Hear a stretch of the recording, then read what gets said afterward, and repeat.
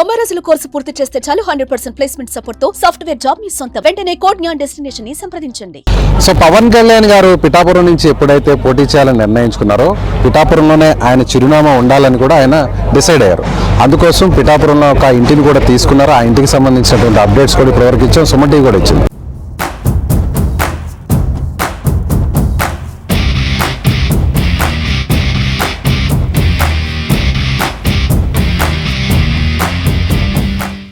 అయితే ప్రస్తుతం మనతో ఉన్నారు ఆ ఇంటికి సంబంధించినటువంటి ఓనర్ కుమారి కిషోర్ గారు. ఈయన పవన్ కళ్యాణ్ మీద అభిమానంతో వీరి తండ్రి కుటుంబం అంతా కూడా పార్టీ కోసం ప్రచారం నిర్వహించారు. అనేక కష్టాలు పడ్డారు. పవన్ కళ్యాణ్ పిఠాపురంకు వస్తున్నారని తెలిసి వీళ్ళే స్వయంగా ఆయన దగ్గరకు వెళ్ళి వారి ఇంటిని ఆయనకు అద్దెకిచ్చేటువంటి పరిస్థితి కావచ్చు, లేదంటే వేరే రకంగా ఇచ్చే పరిస్థితి కావచ్చు. వాటన్నిటి గురించి డిస్కస్ చేద్దాం, తెలుసుకుందాం. పవన్ కళ్యాణ్ గారు పిఠాపురానికి వస్తున్నారు, ఇక్కడి నుంచి పోటీ చేస్తున్నారని డిసైడ్ అయ్యాక మీరు ఆ ఇంటిని ఇవ్వాలనుకున్నారా?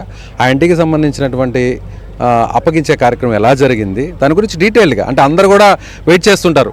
పవన్ కళ్యాణ్ గారికి ఇల్లు ఇచ్చారు ఎవరు, అసలు మీరు ఏం చేస్తుంటారు, ఎందుకు ఇల్లు ఇవ్వాలనిపించిందా, అమ్మారా, లేదంటే ఆయన కొనుగోలు చేశారా, లేదా అద్దెకి ఇచ్చారా, ఇలా రకరకాల అనుమానాలు ఉంటాయి. వాటి గురించి రివీల్ చేసే ప్రయత్నం. సార్కి ఏదో విధంగా ఇది తెలియాలి. పిఠాపురంలో ఉన్న అభిమానులు ఎవరన్నా సరే 1,00,000 ఓటుకి ₹1,00,000 ఇచ్చినా సరే మారిన వ్యక్తులు ఎవరన్నా ఉన్నారంటే పిఠాపురం నియోజకవర్గంలో అమ్ముడు పోరండి, ఏమీ చేయరండి.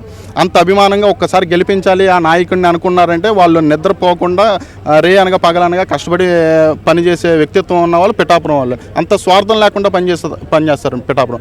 అలా మేము సార్ని ఒకసారి కలవడం జరిగిందండి. సార్ మీరు పిఠాపురంలో కంటెస్ట్ చేస్తే ఈ 19 నియోజకవర్గాలు ఎఫెక్ట్ కూడా పడుతుందండి. పిఠాపురం ఒక సెంటర్ పాయింట్ అవుతుంది, ఒక ఆధ్యాత్మికంగా కూడా చాలా బాగుంటుంది సార్. ఇది పిఠాపురం అనేది శక్తిపీఠం ఉన్నది అని చెప్పిన తర్వాత సార్ కూడా అప్పటికి అంటే సార్ని మేమేమో భావిస్తున్నామంటే అదొక ఇన్విటేషన్ అండి సార్కి. ఒక ఏం చెప్పాలంటే ఒక దైవం ఏదేదో ఒక పిలుపు సార్కి వెళ్ళిందని మేము భావిస్తున్నామండి. ఆ పిలుపుని సార్ మరి ఏ విధంగా మలుచుకున్నారో సార్ తర్వాత పిఠాపురం రావడం జరిగింది.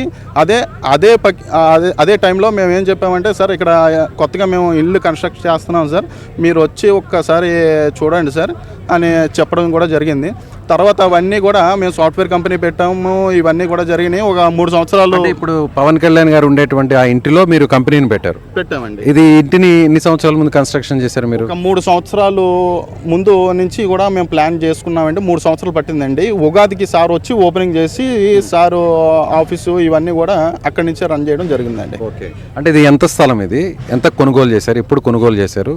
ఇది 2005 నుంచి ఇంతకు ముందు కూడా మా పొలం అండి అది. ఆ పొలాన్ని ఈ కన్స్ట్రక్షన్ చేసి సుమారుగా ఒక 70 సెంట్లో ఈ భూమి కన్స్ట్రక్షన్ చేసి బిల్డింగ్ కన్స్ట్రక్షన్ చేసి చేయడం జరిగింది. ఏ సంవత్సరంలో దీన్ని కన్స్ట్రక్షన్ పూర్తి చేయడం జరిగింది? ఇది 2024 అండి, 24 ఉగాది అండి. ఉగాదికి సార్ చేతుల మీదుగా ఓపెనింగ్ చేస్తారు. కన్స్ట్రక్షన్ సుమారుగా 3 సంవత్సరాలు పట్టిందండి. 3 సంవత్సరాలు. ఇది మీకు ఇబ్బంది లేదనుకుంటే ఎంత ఖర్చు అయింది? ఈ స్థలం కావచ్చు, లేదంటే ఆ ఇంటికి నిర్మాణానికైనా ఖర్చు కావచ్చు. ఖర్చు అయితే ఎక్కువే అయింది సార్. అంటే రఫ్గా అది లెక్కలు లేవు సార్ అవి. అంటే ఇప్పుడు ప్రస్తుతం పవన్ కళ్యాణ్ గారు ఉన్నారు కాబట్టి దాన్ని అసలు డబ్బులో కొలవలేము, దాన్ని లెక్క కట్టలేము. మీ అభిమానాన్ని లెక్క కట్టలేము, ఆ స్థలాన్ని ఆ ఇంటిని కూడా లెక్క కట్టలేము, అంతేనంటారా? పవన్ కళ్యాణ్ గారు ఇక్కడికి వచ్చారు కాబట్టి దానికి లెక్క కట్టలేనంత విలువ సార్ అది. సో మీరు అమ్మేరా, లేదంటే అభిమానంతో ఆయనకి ఇచ్చేసారా, ఏంటి దాని గురించి ఒకసారి చెప్పండి. డైరెక్ట్గా మేము పవన్ కళ్యాణ్ గారికి చెప్పడం జరిగింది సార్. సార్ ఇలా మీరు పిఠాపురంలో కంటెస్ట్ చేస్తే బాగుంటుంది సార్, మీరు ఇలా పిఠాపురంలో వచ్చినప్పుడు బిల్డింగ్ కూడా కొత్తగా ఓపెనింగ్ అవుతుంది సార్, మీరు వచ్చి ఓపెనింగ్ చేసి మీరు ఇక్కడ కంటెస్ట్ చేసేలాగా ఉంటే ఇక్కడ ఇందులో ఉండదు సార్, మీరు ఎన్ని సంవత్సరాలు ఉంటారో ఉండండి సార్, మాకు అభ్యంతరం లేదు అని ఫాదర్ చెప్పమన్నారు సార్. ఆ విధంగా చెప్పడం జరిగింది సార్. దానికి ఓకే అన్నారా? నేను చూస్తానని చెప్పారు సార్. అప్పుడు వచ్చి టీం చూసారా? వచ్చి దాని తర్వాత టీం రావడం, తర్వాత ఓకే చేసుకోవడం, సార్ వచ్చి ఉగాదికి ఓపెనింగ్ చేయడం జరిగింది సార్. అంటే సార్కి తగ్గట్టుగా దాన్ని మలుచుకున్నారు, ఆ లోపల ఇంటీరియర్ కానీ లేదంటే ఆ రూమ్స్లో ఉన్నటువంటి ఫర్నిచర్ ఇవన్నీ కూడా? అలానే కాదు సార్, ముందుగానే మీరు మీకోసమే ప్రిపేర్ చేస్తాం సార్. ఓకే, అందులో ఏమేమి నడిచేవి అప్పుడు పవన్ కళ్యాణ్ గారు రాకముందు ఏమేమి నడిచేవి, ఇప్పుడు పవన్ కళ్యాణ్ గారు వచ్చిన తర్వాత ఇంట్లో ఇప్పుడు ప్రస్తుతం ఎలాంటి యాక్టివిటీస్ నడుస్తుంది? అంటే ఫస్ట్ ఫ్లోర్, గ్రౌండ్ ఫ్లోర్ ఏమో అర్జీలు ఇవన్నీ కూడా స్వీకరిస్తారండి. ఫస్ట్ ఫ్లోర్ వచ్చేసి ఆఫీస్ రన్ చేస్తారండి. సెకండ్ ఫ్లోర్ నాగబాబు గారు ఉంటారండి. థర్డ్ ఫ్లోర్ ఏమో మన అధ్యక్షులు పవన్ కళ్యాణ్ గారు ఉంటారు. రైట్, ఇప్పటివరకు ఎన్నిసార్లు ఆ ఇంట్లోకి పవన్ కళ్యాణ్ గారు రావడం జరిగింది? చాలాసార్లు వచ్చారండి. గెలిచిన తర్వాత మొదటిసారి డిప్యూటీ సీఎం అయిన తర్వాత వచ్చారు. తర్వాత రీసెంట్గా జనవరి పండగ ముందు కూడా వచ్చారు, రావడం స్టే చేశారు, ఫ్యామిలీతో కూడా స్టే చేశారు? ఫ్యామిలీతో రాలేదండి. ఓకే, సింగిల్గానే వచ్చారు. సింగిల్గానే. అదేవిధంగా పవన్ కళ్యాణ్ గారు ఆ ఇంటిని తీసుకున్నారు, అదొక ఎత్తు. ఇక మెగా తనయుడు రామ్ చరణ్, ఆ దేవత అంటుంటారు సురేఖ గారిని పదే పదే పవన్ గారు, ఆమె కూడా ఉన్నారు. సో ఇక నాగబాబు గారు, ఆయన దాదాపు మొత్తం ఆ ఇంటి నుంచి ఆయన కార్యకలాపాలంతా నడిపారు. ఇక మిగిలిన హీరోస్ వరుణ్ కావచ్చు, సాయిధరం తేజ్ కావచ్చు, ఇలా మొత్తం పవన్కు మెగాకి సంబంధించినటువంటి వారసులు వాళ్ళ ఫ్యామిలీ మెంబర్స్ అందరూ ఆ ఇంట్లోనే ఉన్నారు. అక్కడి నుంచే ఒక రకంగా పవన్ కళ్యాణ్ ఎలక్షన్ యాక్టివిటీ అంతా నడిచింది పిఠాపురానికి సంబంధించి.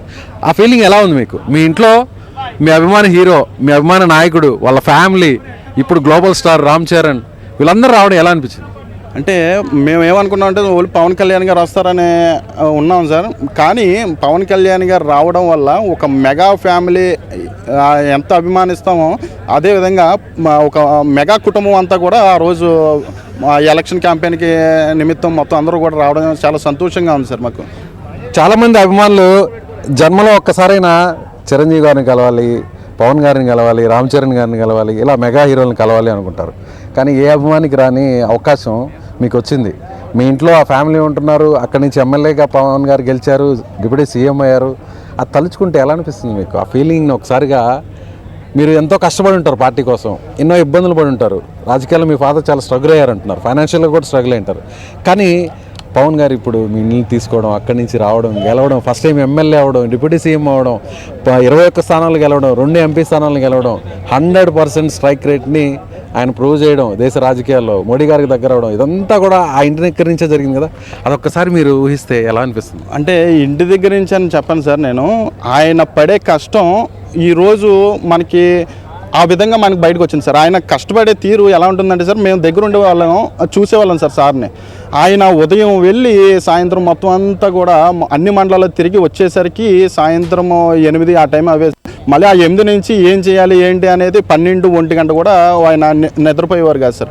మళ్ళీ ఆయన మేము చూసింది అతి బాధల్లో ఏంటంటే సార్, ఆయన కాలుకి ఒకసారి గాయం తగిలింది సార్, ఎవరు తొక్కేశారు ఈ ర్యాలీలోని ఇవన్నీ జరిగేటప్పుడు.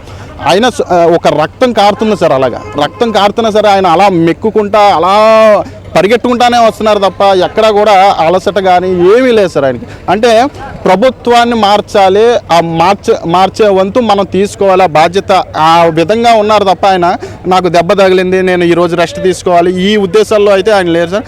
ఆయన కష్టపడ్డారు, ఆయన దానికి తగ్గ ఫలితం కూడా ఈరోజు మనం చూస్తున్నాం సార్. సో ఎన్నిసార్లు కలిసారు పవన్ గారిని మీరు ఇప్పటి వరకు? కలిసాం సార్, లెక్కలేనండి సార్లు, లెక్కలేని కలిసాం సార్. ఆయనతోనే ఉన్నారా? ఆయనతో పక్కనే ఉండేవారా? పక్కన ఉండేవాళ్ళం సార్. మీరు ఏమని పిలిచేవారు మిమ్మల్ని? కిషోర్ అని పిలుస్తారు సార్ అభిమానంగా. మీరన్నా మీ తండ్రి గారన్నా?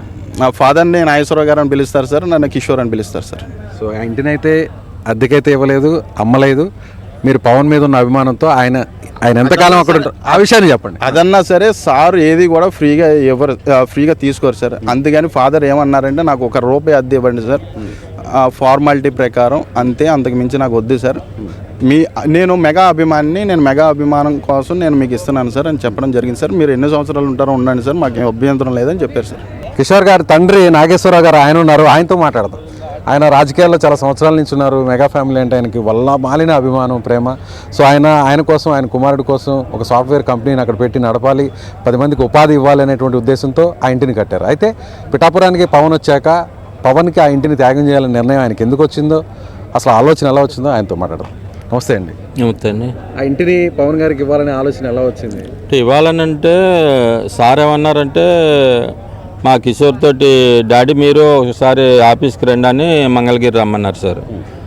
మేము మొన్నడు ఆఫీస్కి వెళ్ళి చేతిలోకి నాగేశ్వరాన్ని లోపల రమ్మన్నాను, రూమ్లో కూర్చుని ఒక 2 గంటలు ఆలోచించాను సార్. అంటే సార్ ఎలాగంటే ప్రతి ఒక్క మాట కూడా వచ్చిందంత ప్రజలే ఎలాగున్నారు, నా ప్రజల గురించే నేను ఎన్నాళ్ళు జీవించినా నా ప్రజల గురించే అనేవారు. కానీ పవన్ కళ్యాణ్ గారు రెండో మాట అనేవారు కాదండి. ఎంత నాగేశ్వరరావు మనం సంపాదించుకుని కూడా పట్టిపోయేది ఏమన్నా ఉందా? వాడు వేల కోట్లు సంపాదించుకుంటున్నారు, ఏమైపోతున్నారో వైన ఉండలేదు. మన కరోనా వచ్చింది, కుక్క సాగు చచ్చారు. మనకి అంత అవసరం అంటావా? మనకి 10-12 కోట్లు ఉంటే హాయిగా బతికేయచ్చు అని చెప్పేసి సార్ అనేవారండి.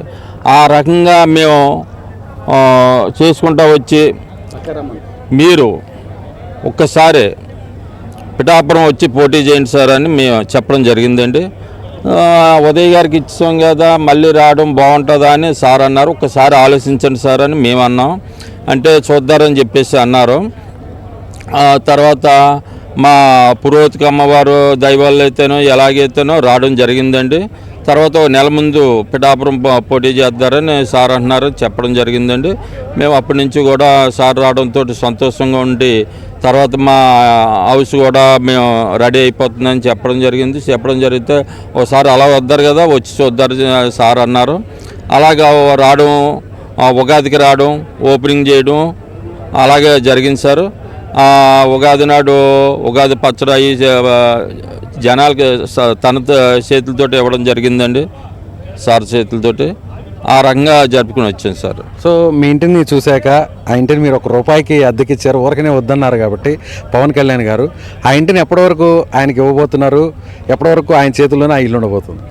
అంటే ఆయన చేతుల్లో అంటే మేము రెంట్ వచ్చేసి నెలకి ₹1 ఇమ్మన్నామండి. అంటే ఊరికి ఇచ్చేసారా అని వాళ్ళలో అనడం జరుగుతుందండి.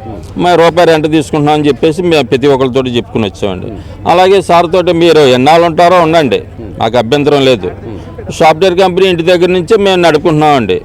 ఆ రకంగా మేము చేసుకుంటూ వస్తున్నామండి. ఇప్పుడు పిఠాపురానికి సంబంధించిన పార్టీ యాక్టివిటీస్ అంతా కూడా ఆ ఇంటి నుంచే నడుస్తుంది? ఆ ఇంటి నుంచే నడుస్తుంది సార్ ఇప్పుడు వరకు. ఓకే. ఆ స్థలం ఎప్పటి నుంచి ఉంది మీ కంట్రోల్లో? ఆ ప్లేస్ అది 2005 నుంచి మా కంట్రోల్లో ఉందండి. అప్పుడు ఆ స్థలాన్ని ఎంత కొన్నారు? అప్పుడు వచ్చేసి 1,70,000 అండి ఎకరం వచ్చేసి. ఇప్పుడు అది ఎకరంలో ఎంత భాగం ఉంది? ఇప్పుడు అది అంటే మేము కొంట అక్కడ 10 ఎకరాలు కొన్నామండి. అది ఆ ల్యాండ్ వచ్చేసి 10 ఎకరాలు, ఒక్కో ఎకరం వచ్చేసి 1,70,000 అండి. ఈవేళ వచ్చేసి ఎకరం 9 కోట్లు అండి. ఓకే. అది మీ కంట్రోల్లోనే ఉంది మిగతా ఆ భూమి అంతా కూడా? సైట్లో వేసి కొంత. ఇప్పుడు ఆ ప్లేస్ అంటే ఆ ప్లేస్ మార్కెట్ ప్రైస్ చూస్తే ఒకవేళ కన్స్ట్రక్షన్ కావచ్చు, ఆ ప్లేస్ ఎంత వాల్యూ ఉంటుంది మామూలుగా? ఎకరం వచ్చే అంటే ఈ హౌస్ ఉన్న ప్లేస్ కావచ్చు, కన్స్ట్రక్షన్ ఒక 15 కోట్లు ఉండొచ్చు అండి. 15 కోట్లు. 15 కోట్ల ఇంటిని ₹1 అద్దెకి ఇచ్చేసారంటే అది అభిమానం అనాలా, ప్రేమ అనాలా, ఏమనాలి మీరే చెప్పండి. అన్ని కలిపి ఉంటే ఇప్పుడు ఈ ఏదో అంటారు శాస్త్రమ్మ పడతారు, ఇప్పుడు అన్నీ కలిపేసి మనం జ్యూస్ తాగితే ఎలా ఉంటుందో ఇప్పుడు అలాగే సార్ మొత్తం ప్రేమ అనుకోవచ్చు అండి, అభిమానం అనుకోవచ్చు. అలాగే మా ఎప్పుడన్నా ఒక చిరంజీవి సినిమా రిలీజ్ అయ్యిందండి ఖైదీ దగ్గర నుంచి, మేము చిరంజీవి ఫ్యామిలీలో ఏ సినిమా వచ్చినా ఆ సినిమాకే వెళ్ళేవాళ్ళం అండి. బయట వాళ్ళ సినిమా ఏ సినిమా మేము చూసేవాళ్ళం కాదండి. ఆ రకంగా మేము చూసుకుంటూ వచ్చేవాళ్ళం అండి. అలాగే మా అబ్బాయిలు కూడా చిరంజీవి ఫ్యామిలీ అంటే మొత్తం అంతా మెగా ఫ్యామిలీ అంటే అభిమానం ఎక్కువ అండి మాకు ఎప్పటి నుంచో. గుండెని ఓపెన్ చేస్తే ఎవరు కనిపిస్తారు? ఇప్పుడు రాముడు ఆంజనేయ స్వామి గుండెలో ఎలా తెలుసుకుంటారు అలాగే మా పవన్ కళ్యాణ్ గారు అంటారు సార్. అంతేనా? మీ నాన్నగారు చెప్పేది నిజమేనా? అభిమానం ఉంది సార్. అంతేనా? చాలా అభిమానం సార్ మెగా ఫ్యామిలీ. ఎంతవరకు చదువుకున్నారు మీరు? నేను degree BSc chemistry sir. Right. అలాగే ఆ ₹15 కోట్ల వాల్యూ ఉన్న ఇల్లు ఓకే, పవన్ గారు వచ్చారు కాబట్టి అది 100 కోట్లకు వెళ్ళిపోద్ది, 1000 కోట్లకు వెళ్ళిపోద్ది. పవన్ కళ్యాణ్ ఎప్పటి వరకు అక్కడ ఉంటే లేదు ఇది నాకే కావాలంటే అప్పుడు ఏమంటారు మీరు? ఎక్కడైనా చిన్న ఆశ కలుగుద్దా? అయ్యో మా అలాగే అంటారండి సార్, అలా అంటారు నాకే కావాలని ఎప్పుడు కూడా అంటారండి, ఎప్పుడు అంటారండి. ఎప్పుడు కూడా ఆయన ఎవరిది బయట వాళ్ళది మాత్రం రూపాయి కూడా ఆశించరు. ఆయన డబ్బే ఆయన 10 మందికి ఇస్తున్నారు. ఇప్పుడు ఆయన దగ్గర వేళ ఒక 100 కోట్లు ఉన్నాయనుకోండి, రేపు ₹1 కోటి లేకుండా కూడా చేసిన రోజులు ఉన్నాయండి. సూపర్. అదండి నిజంగా చాలా అదృష్టం అండి. ఎందుకంటే మీ అభిమానం, చాలామంది అభిమానులు ఉంటారు. అభిమానులందరూ కూడా ఒక్కరోజు పవన్ కళ్యాణ్ గారిని, చిరంజీవి గారిని, కార్యకర్తలు కావచ్చు, ఒక్కసారి కలిస్తే చాలు, ఒక్కసారి ఆ చేతిని తాకితే చాలు, ఆ పాదాలను అలా స్పృశిస్తే చాలు అనుకుంటారు, ఒక ఫోటో దిగితే చాలు. అలాంటిది మీకు పవన్ కళ్యాణ్ గారు మొట్టమొదటిసారిగా ఎమ్మెల్యేకి గెలిచారు. ఆ గెలవడానికి కారణం కూడా మీ ఇల్లు, మీ ఇంటికి కూడా అడుగు పెట్టడానికి కూడా ఆ వేళ విశేషం అంటారు చూసారా, అవన్నీ కలిసి వచ్చాయి. మొత్తం అన్ని సార్కి అలా కలిసి వచ్చినాయండి, అన్ని అలా కలిసి వచ్చినాయి. అది కలిసి వచ్చింది. అలా మా పిఠాపురం రావడం అయితేనో, ఆ ఇంట్లో రావడం అయితేనో అన్ని అలా కలిసి వచ్చినాయండి. ఇవాళ సార్ అంటే మనం ఒక ఛత్రపతి శివాజీలా చూస్తున్నామండి. మేము ఆయన హోదా ఎలాగుండేదో శివాజీ గారిది ఆ రకంగా మేము చూడాలండి. సార్ని ఒక ముఖ్యమంత్రిగా చూడాలా, సీఎంగా చూడాలా, పిఎంగా చూడాలి. మా కోరికలు అయ్యండి. ఉన్నవాళ్ళ కోరికలు మాకు అనవసరం. మా కోరికలు పిఎం, సీఎం మొత్తం 2 కూడా మా చూడాలన్న ఆశ మాకు ఉన్నదండి. నాగేశ్వరరావు గారు, ఫైనల్గా మా సుమన్ టీవీ ద్వారా ఏం చెప్పదలుచుకున్నారు? మీ అభిమానం ఏ స్థాయిలో ఉంది? మీరు పవన్ గారికి సూటిగా ఏం చెప్పదలుచుకున్నారు? ప్రజల గురించి ఆయన 100 సంవత్సరాలున్న ప్రజల గురించి ఆలోచించారు కానీ వాళ్ళ కుటుంబం గురించి ఎప్పుడు కూడా ఆలోచించరండి సార్. సో ఆయనతోనే మీ జర్నీ అంతేనండి, చివరి వరకు అంతేనండి. పవన్ కళ్యాణ్ మీద ఎలాంటి అభిమానం ఉందో వీళ్ళ మాటలు వింటుంటే మనకు అర్థమవుతుంది. ప్రతి అభిమాని కూడా వీళ్ళని చూసి నేర్చుకోవచ్చు. వాళ్ళ కోసం కట్టుకున్నటువంటి ఇంటిని, ఎంతో విలువైనటువంటి ఇంటిని పవన్ కళ్యాణ్ గారు మా ప్రాంతంకి వచ్చి పోటీ చేస్తున్నారు, ఆయన 1,00,000 మెజారిటీతో గెలవాలి, ఇక్కడి నుంచి ఆయన అంతా కూడా ఆయన రాజకీయ భవిష్యత్తు అంతా చాలా బాగుండాలి, సీఎం అవ్వాలి, పీఎం అవ్వాలి, ఇలా రకరకాల కోరికలతో చాలామంది అభిమానులు ఉంటారు. కానీ అభిమానాన్ని నిజంగా చాటుకున్నారు. 15 కోట్ల రూపాయల వాల్యూ ఉన్నటువంటి ఇంటిని, తమ కోసం ఎంతో కష్టపడి కట్టుకున్నటువంటి ఇంటిని పవన్ గారు ఇక్కడ పోటీ చేయాలంటే ఆయనకి ఇంటిని ఇవ్వాలి, ఆ ఇంట్లో ఆయన ఉండాలి, అక్కడ స్టే చేయాలి అంటూ కేవలం ఒకే రూపాయికి అద్దెకిచ్చారు ఈ కుటుంబం. నిజంగా పవన్ కళ్యాణ్ అభిమానులందరూ కూడా వీళ్ళకు హ్యాట్స్ ఆఫ్ చెప్పాలి ఈ కుటుంబానికి. సో ఇది పవన్ కళ్యాణ్ కెరీర్లో, పవన్ కళ్యాణ్ పొలిటికల్ కెరీర్లో ఇలా వేల మంది అభిమానం ఉండబట్టే ఆయన ఇప్పటికీ సూపర్ లీడర్ అయ్యారు. సో 100% స్ట్రైక్ రేట్తో ఈ దేశ రాజకీయాల్లో విజయాన్ని అందుకున్నారు. మీరేమనుకుంటారు? వీళ్ళు చూస్తే మీకేమనిపిస్తుంది? ఖచ్చితంగా మీ కామెంట్ బాక్స్లో తెలియచేయండి. కెమెరామ్యాన్ శివతో విజయ్, సుమన్ టీవీ, పిఠాపురం నుంచి.